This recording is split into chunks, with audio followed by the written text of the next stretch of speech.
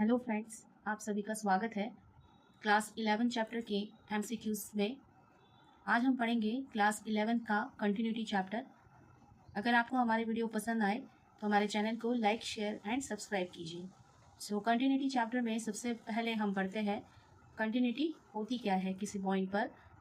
Continuity at a point, इसकी definition है a function is said to be a continuous at x equal a if limit x tends to a f of x equal f of a।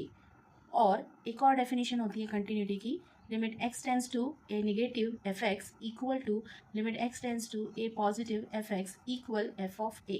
अगर इन दोनों में से कोई एक condition satisfied होती है तो हम उस फंक्शन को कहेंगे कंटिन्यूअस एट द पॉइंट, और अगर ये कंडीशन सेटिस्फाइड नहीं होती है तो वो फंक्शन बनेगा not continuous.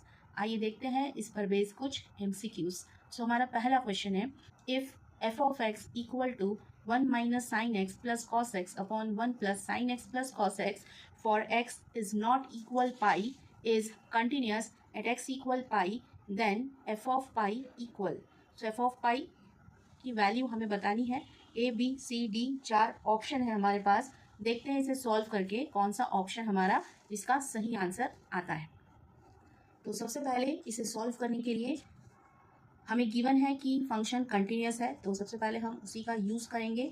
Given that function is continuous at x equal पाई। तो हमें कहा गया है कि x इक्वल पाई पर हमारा फंक्शन कंटिन्यूअस है, तो कंटिन्यूअस की हम यहाँ पर डेफिनेशन यूज कर सकते हैं। देन बाय डेफिनेशन क्या है हमारे कंटिन्यूअस की definition, limit of x tends to a f of x equal f of a की डेफिनेशन है जब हमारा फंक्शन a पॉइंट पर कंटिन्यूअस है। अब हमें पॉइंट दिया हुआ है x इक्वल पाई, तो हम यहाँ पर a के प्लेस पर पाई लिखेंगे। ये दोनों आपस में इक्वल है तो हम f ऑफ a को पहले और इसको हम बाद में भी लिख सकते हैं। यहाँ पर पॉइंट की वैल्यू पाई है इसलिए हम f ऑफ पाई लिखेंगे equal to limit x tends to pi, क्योंकि हमारा पॉइंट पाई दिया हुआ है f ऑफ x। अब हम f ऑफ x के प्लेस पर f ऑफ x का वैल्यू रखेंगे।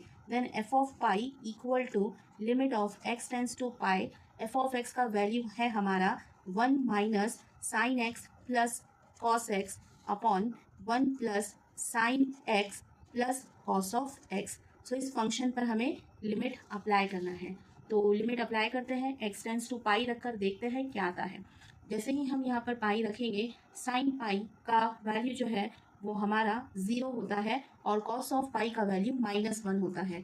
तो साइन पाई का वैल्यू 0 है और कॉस ऑफ पाई का वैल्यू होता है -1। तो इसका हम यहाँ पर यूज करेंगे। जैसे यहाँ 0 और यहाँ -1 रखेंगे सो ऊपर वाली पूरी टर्म 0 हो जाएगी। सेम यहाँ पर अगर हम रखते हैं, ये 0 है साइन पाई, ये -1 और ये +1, ये भी 0 हो जाएगा। सो हमारे पास न्यूमरेटर और डिनोमिनेटर दोनों ही हमारे पास 0 बनता है, मीन्स 0/0 फॉर्म बनता है। तो हमें पता है, हमने लिमिट वाले चैप्टर में पढ़ा हुआ है कि जब 0/0 फॉर्म बने तो एल हॉस्पिटल रूल लगता है। तो अब हम इसमें लगाएंगे एल हॉस्पिटल रूल। तो एल हॉस्पिटल रूल लगाने के लिए न्यूमरेटर और डिनोमिनेटर दोनों का ही हमें सेपरेटली डेरिवेटिव करना है।